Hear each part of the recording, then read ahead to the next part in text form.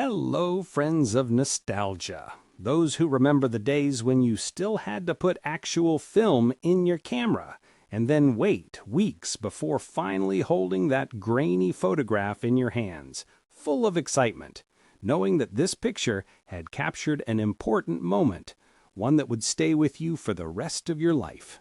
And then, years later, after film rolls had become relics of a bygone era, you bought yourself a film scanner with a glorious 7,200 dots per inch. Suddenly, your low-light masterpiece from 1993 turns into the digital equivalent of a 70-megapixel camera, only with all the dust, scratches, and noise faithfully preserved for the future. Because nothing says high fidelity like scanning a grainy slide. After all, it's not nostalgia if you can't see the noise, right? Take this beautiful picture of snow-covered alpine mountains, blue sky, white snow, and almost 70 million pixels of pure nostalgia. But if you zoom in on that blue sky, you'll quickly notice this is no longer just pixel noise. It's a colorful chaos of tiny spots that only start to make sense again when you zoom back out. Add to that the blurred transitions between the sky and the mountains. Basically, everything that should have nice, sharp edges has turned into a gentle fog. To be honest, it doesn't really make sense to scan images at this resolution. But hey, you're a man. You don't do things by halves. So let's see what we can squeeze out of it with a little bit of image editing magic. This is where science meets nostalgia, and both are slightly out of focus. Anyway, it's 70 million pixels, and about half of them are just snow. Let's see what's possible using Darktable. Darktable is one of the best tools for photo enhancement. And the best part? It's completely free. You don't even need to sell your soul to a subscription plan. So let's import the image and place it on the light table. First up, denoising. Darktable offers several denoise filters, but the two main ones are wavelets and NL means. The wavelet filter is fine for small corrections, gentle cleanup work. But for old photos, like this one, we need something stronger. That's where NL means comes in. Here, I set the strength all the way to maximum, because if we're going to remove noise, let's make absolutely sure the image is spotless afterwards. Maybe too spotless. Next, we resist the temptation to use sharpening filters. In general, sharpening filters have a problem. They love to create halos around edges and mostly affect tiny details. They often make dust and scratches look even worse. Instead, Darktable has something special, the local contrast filter. It enhances the perception of sharpness without those bright halos. It's quite powerful, so I keep the settings moderate, and I even set the enhancement of dark and light areas to 0, just to stay on the safe side. Finally, we bring the image to life again with a touch of the Velvia filter. It enhances color saturation and gives the photo that nice slide film punch without looking like a cartoon. And there we have it, a clear and colorful improvement.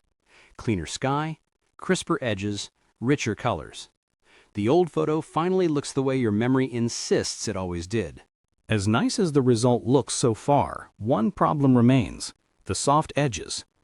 Even the filters designed specifically for sharpening don't really fix it. They either do too little or create unpleasant halos. And that's where the kuwahara-filter comes into play. The kuwahara-filter is an edge-preserving denoising filter, a clever idea that smooths flat areas while keeping edges crisp. You can find a version of it in ImageMagick, and there's also a much more advanced variant recently added to Blender. However, Blender itself gives a fair warning.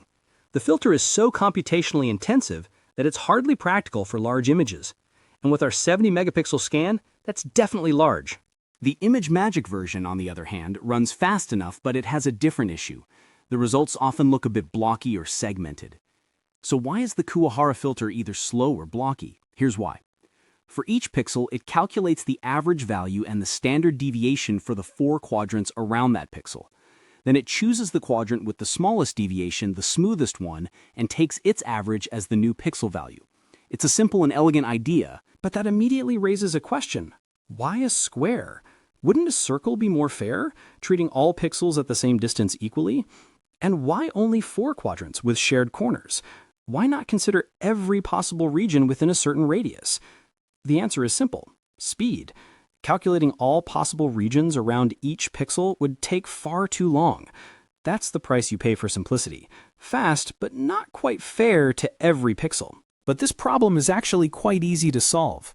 You see, for each pixel, the original algorithm calculates every possible area around that pixel, which means it ends up calculating the same areas over and over again for neighboring pixels, and that's the time-consuming part. The good news is that the expensive step, calculating all those regional averages and deviations, can be done just once. The cheap step is what comes afterwards, picking the best result for each pixel from those pre-calculated areas. So the idea is simple. Calculate all possible areas once, store the results, and reuse them. Yes, that does mean using quite a bit of memory, but don't worry, 16 gigabytes is plenty for 70 megapixels. I've tested it myself, although you might want to close all your browser tabs first, just in case. Once everything is in memory, finding the best region for each pixel is surprisingly fast. The size of this intermediate result doesn't depend on how large your areas are, but the computation time does. So you can absolutely use large areas for estimating the consensus blur, as long as you're one of the patient types, or you just enjoy watching progress bars. This approach also opens the door for a little extra flexibility. The original kuwahara-filter comes with just one parameter, the size of the area used to decide each pixel's value, or what I like to call the consensus area. But by scanning through all the surrounding regions within a certain distance, we suddenly gain a second parameter: how far we're willing to go to find the area with the strongest consensus. You could think of it as a radius of curiosity. From my experiments so far, here's what happens. If you search only within a short distance, less than the radius of the consensus area, you get a smoother, more traditional blur effect. But if you venture farther out, the filter starts behaving more like morphology filters in ImageMagick. Interestingly, the consensus blur has its own kind of personality. It develops a subtle, grainy structure that doesn't depend on the size of the consensus area, but rather on how far you're willing to go to find the best match. It's a bit like life. The farther you go looking for consensus, the more texture you discover. Now, from preliminary considerations to the result.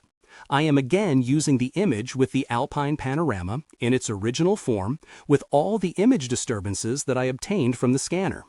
I have placed my version of the filter in two configurations next to the original.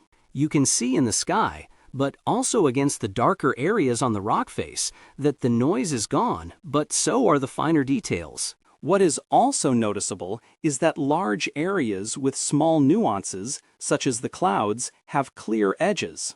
This is one of the pleasant features of the filter in general. There is no absolute value for deciding whether to use edges or blurring.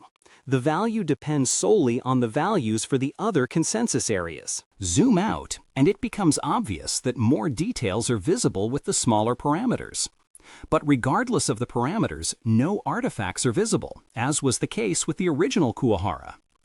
What is also noticeable is that the overall structure consists of areas of approximately the same size. This is typical for this filter, which generates convex fields in the size of the search radius, here as parameter S.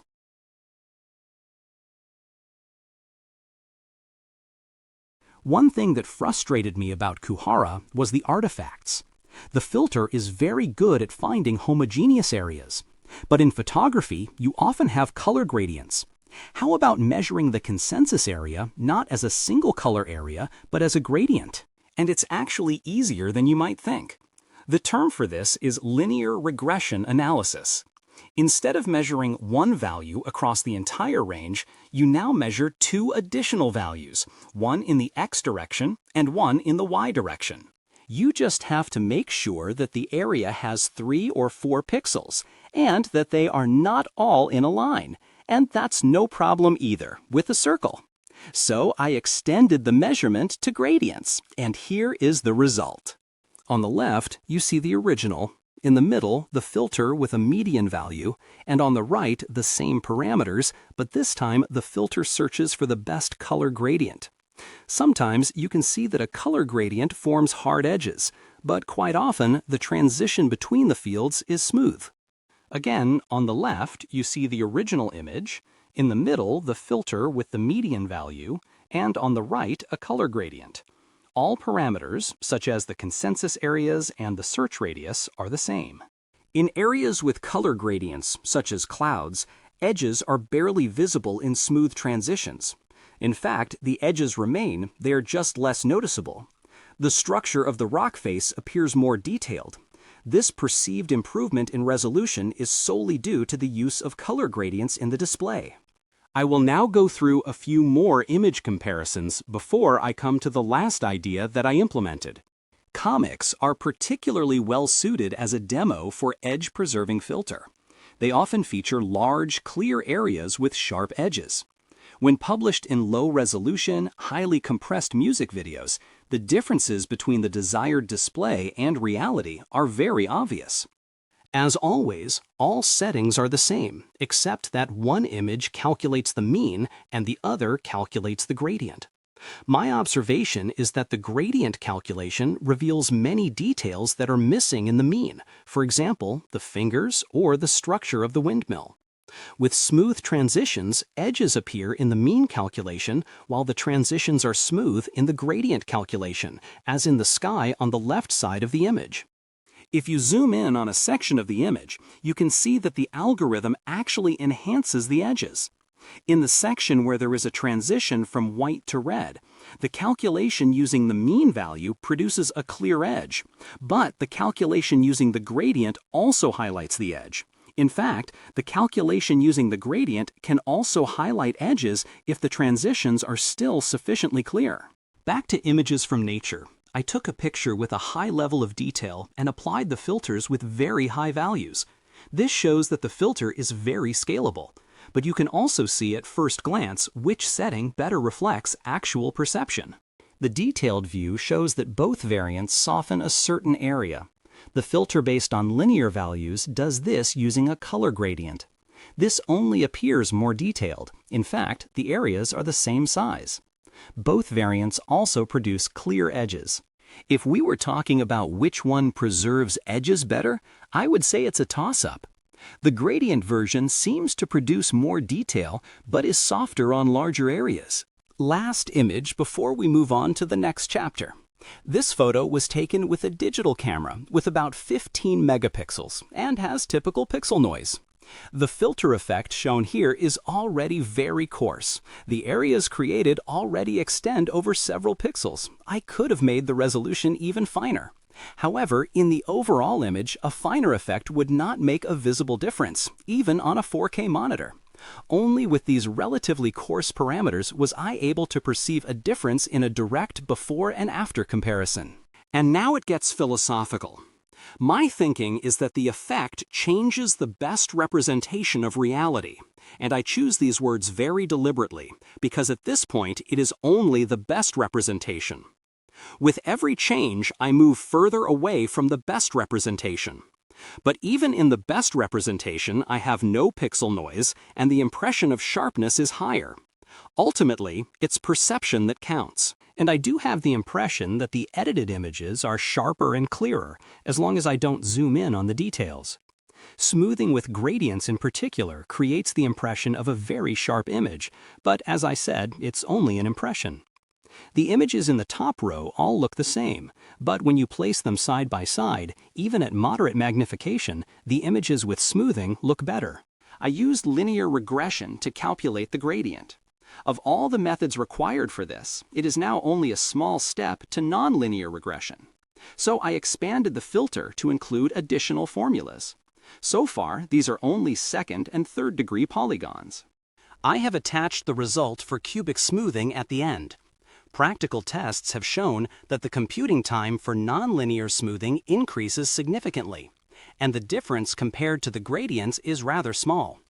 Overall, quadratic or cubic smoothing does not offer enough benefits to justify the additional computing time. One last thing, a bonus, but only for the simplest form of smoothing, with mean values. The PNG files can be compressed much better. The memory requirement is reduced by about half, even with the slightest effect. And noisy images in particular require much less storage space after smoothing.